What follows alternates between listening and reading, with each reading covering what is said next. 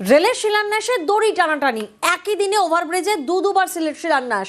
কামাখ্যাগুড়িতে সেখানে ৭৭ কোটি খরচে ওভারব্রিজ রেলের, যেখানে প্রথমে শিলান্যাস কে করলেন তৃণমূল জেলা সভাপতি প্রকাশ বড়াই, আর এরপরে ওভারব্রিজের শিলান্যাসে বিজেপি সাংসদ মনোজ টিগ্গাও।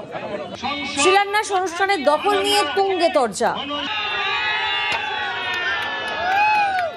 রাজ্য সরকারের তরফ থেকে যা যা সহযোগিতা করার এটা করেছি, এটা সবার কিন্তু স্বপ্ন। খালি আমার বলার ছিল, আমি দিল্লিতে বললাম, কোশ্চেন যেখানে করা ছিল এখানে রেলওয়ে ডিপার্টমেন্টকে ধন্যবাদ জ্ঞাপন করি, জেলা প্রশাসন হেল্প করেছে এবং স্বাভাবিকভাবে প্রত্যেকটা জনসাধারণের জন্য এই কাজ আরো বীরপাড়াতে হবে। 95 কোটি টাকা ডিপিআর কমপ্লিট হয়ে গেছে।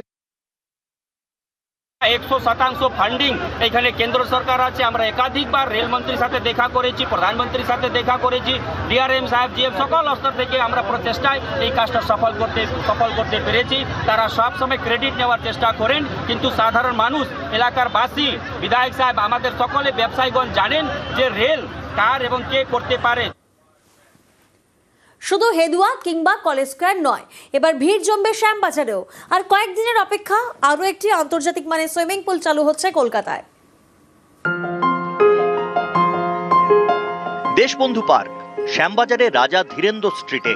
এই পার্ক ক্রীড়াপ্রেমীদের কাছে বড় আকর্ষণ। ক্রিকেট মাঠ, ফুটবল মাঠ থেকে অত্যাধুনিক টেনিস কোর্ট, কি নেই! রয়েছে আন্তর্জাতিক মানের একটি সুইমিং পুলও, কিন্তু বছরের পর বছর ধরে পড়ে রয়েছে। এবার সেটা চালু হতে চলেছে।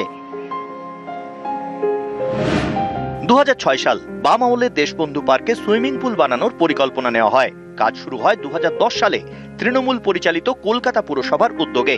এখানে রয়েছে মোট 7টি পুল, যার মধ্যে একটি আন্তর্জাতিক মানের। 6টি পুল চালু হলেও এখনো বন্ধ আন্তর্জাতিক মানের পুলটি। বিধায়ক সাধন পাণ্ডের উদ্যোগে সুইমিং পুলটির সংস্কার করা হয়। খরচ হয়েছিল প্রায় 5 কোটি টাকা। তারপরেও চালু হয়নি। সামনের এপ্রিলেই চালু হয়ে যাওয়ার কথা। খুবই কষ্ট হয়, কারণ আমি ছোটবেলা থেকে এখানে মানুষ হয়েছি। হ্যাঁ, আমি এটা পুকুর থাকা অবস্থায় দেখেছিলাম। তারপরে যখন সুইমিং পুল হলো, তখন আমরা ভেবেছিলাম যে অনেক কিছু হবে, অন্তত কম্পিটিশনগুলো হবে, কিন্তু সে তুলনায় এটা শুরুই হয়নি তেমনভাবে। যদি হয় তাহলে আমাদের ছেলেমেয়েরা বা নাতিরা যারা আছে তারা এখানে ভর্তি হতে পারে এবং হাতের সামনে একটা ভালো জিনিস আমরা পেতে পারি। এই সুইমিং পুলটা যদি পরিষ্কার পরিচ্ছন্ন থাকে, যদি ঠিক মতো এটার ব্যবহার থাকে, তো আমাদেরই ভালো লাগবে, খুবই ভালো হয়। অন্তপক্ষে এই যে গ্যালারি করেছে, আমরা একবার ওটাকে প্রত্যক্ষ করতে চাই, যাতে বসে দেখতে পারি কম্পিটিশনটা। এই অত্যাধুনিক সুইমিং পুলে রয়েছে দর্শক গ্যালারি, পরিশ্রুত জলের জন্য আলাদা প্ল্যান্ট, নিয়মিত জল সরবরাহের ব্যবস্থা, সুইমারদের জন্য পর্যাপ্ত সংখ্যায় চেঞ্জিং রুম, কোচ ও প্রশিক্ষণের জন্য বিশেষ ব্যবস্থা। তারপরেও এখনো বন্ধ। মেয়রের কাছে এবং আমাদের MMIC Debashis Kumar parks and স্কোয়ারের কাছ থেকে আশ্বাস চেয়েছিলাম যাতে এই বছর আমরা যাতে অবশ্যই সেই পুলটাকে রানিং অবস্থায় পাই। আমাদের এমএমআইসি এবং মেয়র বলেছেন, তিনি আপ্রাণ চেষ্টা করছেন যাতে 1 এপ্রিল থেকে এবছর ওই পার্কটা খুলে যায়। পুলটি দেখভালের জন্য সাই কর্তৃপক্ষকে আবেদন করেছিল কলকাতা পুরসভা। নিজেদের আন্তর্জাতিক মানের পুল থাকায় আগ্রহ দেখায়নি সাই। এবার এগিয়ে এসছে বেঙ্গল সুইমিং অ্যামেচার অ্যাসোসিয়েশন। তাদের পুল দেখভালের দায়িত্ব দিতে চলেছে কলকাতা পুরসভা।